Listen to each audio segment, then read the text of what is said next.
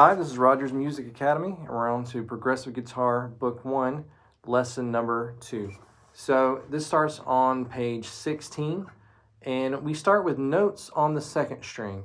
So what we're going to do is play a B on the second string, no fingers, and then a C note, which is on the first fret, second string. Make sure you use your first finger, and then a D note, which is on your third fret, second string. Notice how I'm saying these are notes, B, C, and D. These are not chords, B, C, and D. So let's keep that straight. We're also going to talk a little bit about a half note. So on this page, a half note is where we're going to play a note and count 2 beats. Okay, so for example, I'll play my first string here. 1, 2, 3, 4. So I played it once and I counted it twice. That's what a half note sounds like. We're also going to be doing half note strums where I play a strum, count 2 beats like this. 1, 2, 3, 4. In the last chapter, we just played 1, 2, 3, 4. Every time that we played a note, we counted it. So exercise 4 has 2 G chords, a D7, and a G. And the strumming are going to be half note strums where I strum a note and I count 2 beats and then I strum on beats 3 and 4. So you'll hear it like this. I'm going to do the strumming first. 1, 2, 3, 4. 1, 2, 3, 4. 1, 2, 3, 4. 1, 2, 3, 4. So that's exercise 4 in this second chapter. And you can work on that. Once again, if it's not perfectly smooth, you're at the beginning of this, so that's all right. We're just trying to do the best we can with what we got. If there's a few notes that aren't coming out great, just sit there and readjust and play with it until it sounds good for you. Don't put too much pressure on yourself to be perfect. The next is the tab part, or the lead guitar part for this. I'll play it for you once, and I'll go slow. Starts with 2 notes on the third string.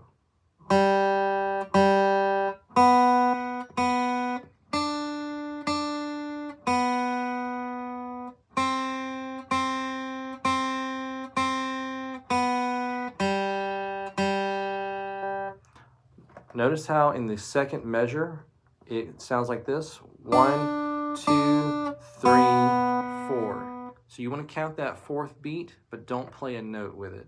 You can either count in your head or you can count out loud, but keeping a steady rhythm is really important with these. And the more you play it, the better it'll get. In the beginning, you'll probably be looking for notes like this.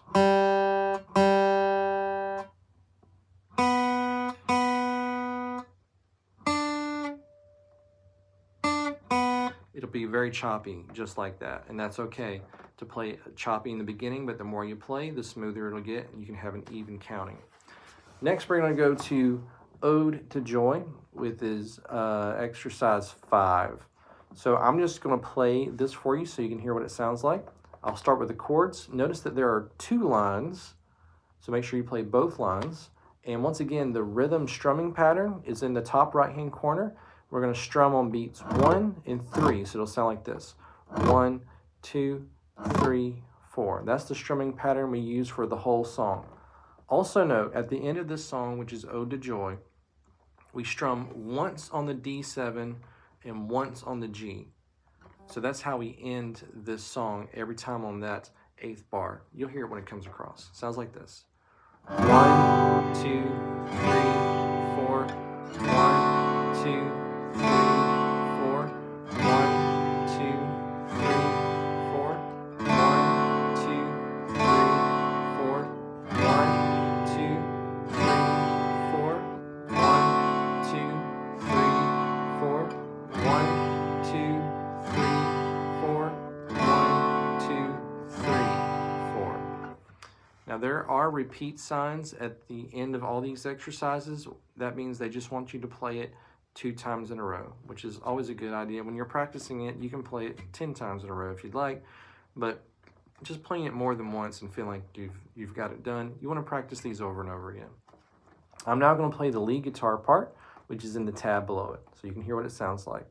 Notice how in this first bar we have a half note. So we're going to start with the count of 1, 2, 3, 4. So that second beat is just held and there's nothing played under it. You'll see that a couple times as we go. 1, 2, 3, 4.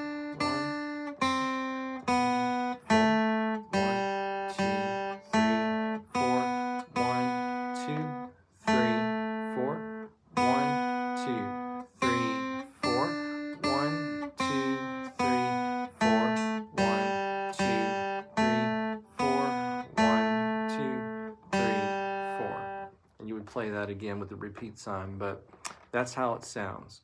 Once again, I'm playing it probably faster than you should or would want to in the beginning, but this is just for demonstration purposes.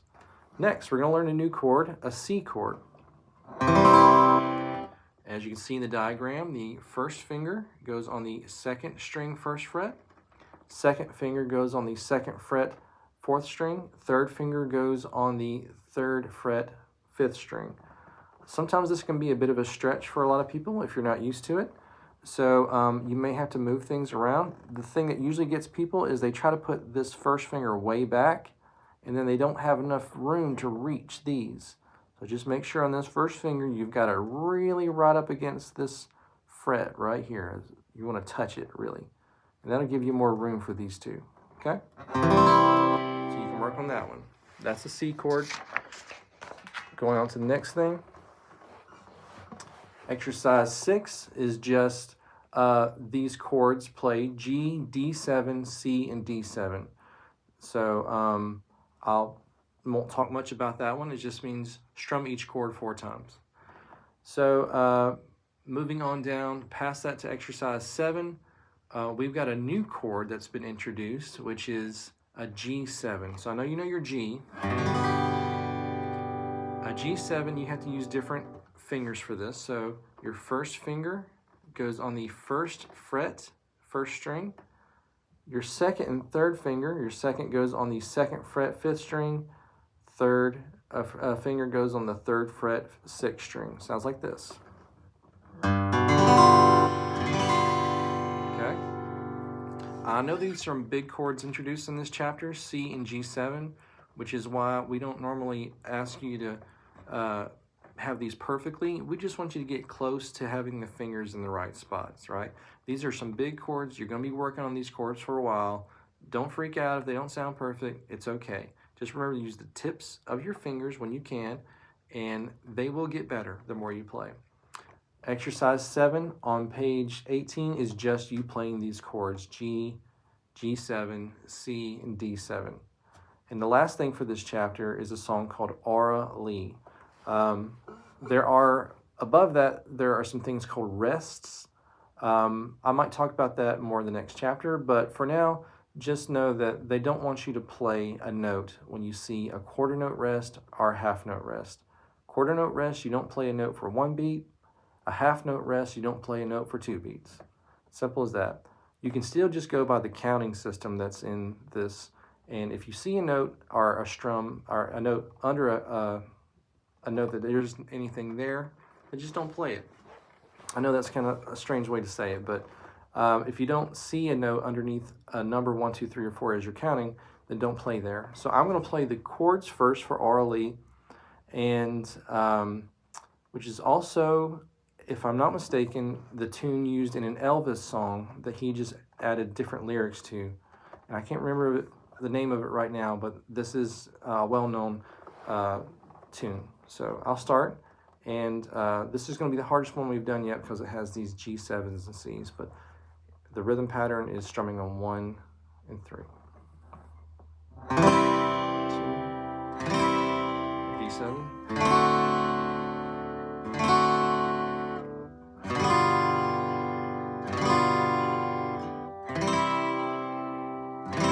Next line.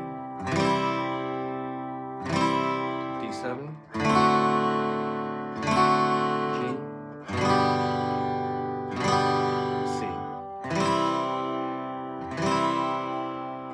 Okay, that was the chords for Aura Lee. One thing that might help you a little bit is called a pivot. When you go from a C chord to a D7 chord, notice how that first finger is in the same place for both chords. My first finger is in the second string, first fret for a D7. And then when I play a C, that finger is still there. So you can swing like your fingers down for the D7 and swing them back up for these two chords. Something nice to work on. It's called the pivot. It's talked a little bit about on page 18. You can work on that. Next is the melody for RLE. I'll play that for you. And I'll count so you can get the counting of it with all these rests and things. 1, 2, 3, 4. 1, 2, 3, 4. 1, 2, 3, 4. 1, 2, 3, 4. 1, 2, 3, 4. 1, 2, 3, 4. 1, 2, 3, 4. 1, 2, 3, 4. Okay, so this was a big chapter and a lot more than the first chapter. And if you want to split this into two parts or take it a bit by bit, that's okay. It's a lot to learn in one chapter, especially having a G7 and a C chord in the same song. That's it for today, and we'll see you in the next lesson, which will be chapter 3.